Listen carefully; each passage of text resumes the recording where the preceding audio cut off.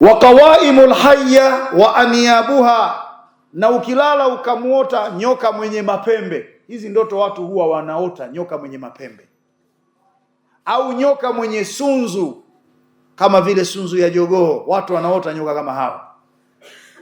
Lakini nyoka huyo akawa ana meno, unamuota nyoka mwenye mapembe na mwenye meno. Wafasiri wa ndoto wanasema quwwatul adui wa shiddatu kaidihi, hiyo ni nguvu ya adui yako na ukubwa wa vitimbwi vyake. Yani adui yako ana nguvu sana na vitimbwi vyake kwako ni vikubwa mno, na kujinusuru dhidi ya huyo adui ni jambo gumu. Ndio maana kule mwanzo tulisema tafsiri ya nyoka inafatana na ule ukubwa wa yule nyoka uliyemuota na ukali wa nyoka uliyemuota. Kama nyoka uliyemuota atakuwa ni mkubwa, basi uadui vile vile ni mkubwa.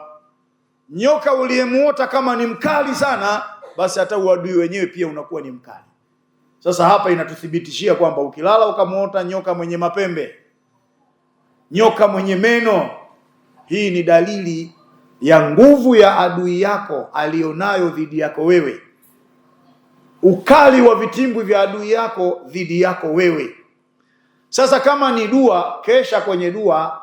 Kumshinda huwezi kumshinda hivi hivi, kesha katika dua ndio unaweza ukamshinda. Ongeza dua, unaweza ukamshinda. Bila hivyo watakumaliza. Na watu wanaota sana ndoto kama hizi.